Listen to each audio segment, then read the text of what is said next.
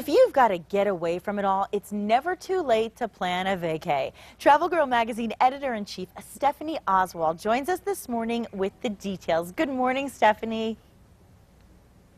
Good morning, Nikki. You're right. Whether you want to go 50 miles or 5,000 miles, I'm always game for a road trip and getting out of town. Isn't that the truth? And with Labor Day just around the corner, I have to ask you, what are the hot travel destinations for this time of year? Well, you know, wherever you are, you're close to another great city. I mean, Albuquerque is fantastic, but you've got Santa Fe very close by. And it's just, you know, it's really about putting yourself in that mindset and making it happen. And I've got some advice for you on everything from accommodations to road trips. So great. When it comes to, you know, anything can be a hot destination. It's so true. So when it comes to traveling, if you want to stay close or go really far from home, what are some of your tips?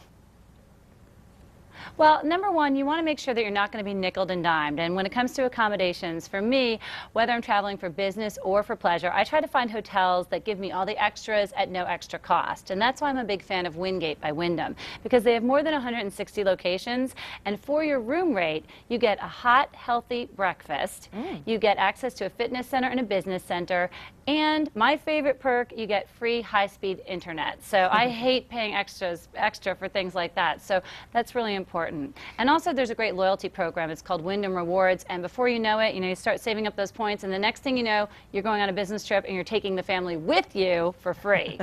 Yeah. And you're saying that one of the great things is that internet access when you travel. So speaking of internet access, what would you recommend as some of the best websites to go to if you want to research some of these last-minute trips we want to take?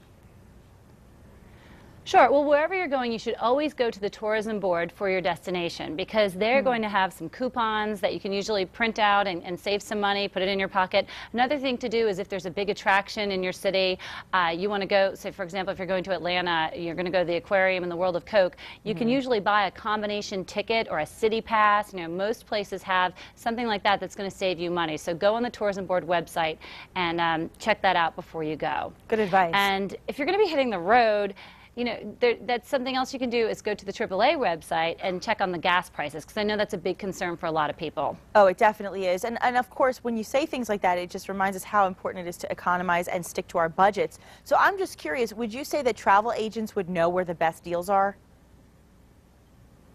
They do. It's always great to have a relationship with a travel agent because they're going to know what your favorite things are. They're going to know, they're going to keep all your information on record so that if you see a deal that you like, you can just call them up and they've already got your credit card. They already have your frequent flyer number, so you can take advantage of it very fast. I think that's very important. But you know, a lot of people do like to be their own do-it-yourself travel agent. So I recommend having someone you trust, but also doing a lot of your own homework yourself. And when it comes to road trips, I recommend having your own do-it-yourself checklist so you can make sure that your car is road ready. And what I mean by that is you want to make sure that you've got all your fluids at the right level, your oil, your antifreeze. You want to make sure that you've got your emergency kit in shape, your registration's in order. You don't want to have anything outdated when you're getting ready to hit the road. And I found a lot of these tips on the AutoZone website. They also have a Trip Smart travel guide that you can print out, and it has some family-friendly destinations on it as well. One of them is New Orleans, which is my hometown now. So I thought the guide was a great thing to have on the go. And you know, something else, Nikki, a trend that we're seeing at Travel Girl Magazine is that people are saying, hey, I'm going to be taking a road trip for a long time because I don't want to have to buy plane tickets and I don't want to have to deal with the hassle of the airport. So we're seeing a lot of people say, I'm going to invest in a car that's going to give me both luxury and fuel economy.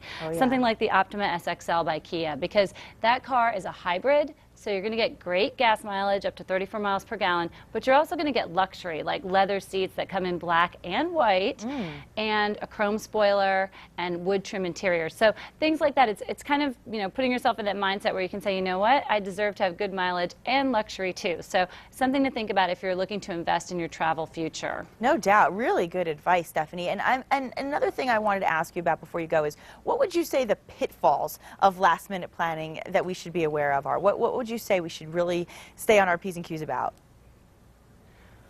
Well, a lot of times, I mean, you can't really do a last-minute trip to Disney for Labor Day weekend, for example. If it's a place that's going to have long lines, I recommend finding a destination. I mean, I never rule anything out, but to be fair, if you're going to try and do something like that, you really want to have a plan B as well. And that's why it's important, especially if you're traveling with kids, to make sure that you stay in a place that has the perks that you want, so everyone's going to be happy all the time. Maybe make sure you bring along some movies that they haven't seen before, so that if you do get stuck in your hotel room because it's raining sing. You know, you've got another surprise for them. And something else I like to recommend is wrap up some small presents for your children so that you've got some surprises. And, you know, maybe you don't need them. Maybe you need them to help with, you know, encouraging good behavior. Or maybe you need them because you couldn't get into the theme park or something went wrong. Just to give them something, you know, just in case, because you want to keep them happy. A reward for not saying, "Are we there yet?" every 2 minutes would be a good thing probably for a lot of those moms. Exactly. Hey, but speaking of that, give your kids maps. I'm also a big fan, you know, we all have our GPS. Give your kids paper maps. Okay. Because then they can follow along, and the more involved you get them in the trip, the happier they're going to be. That's great. Always great advice from you, Stephanie. Thank you so much for joining us. Thanks, Nikki. Safe travels. You too.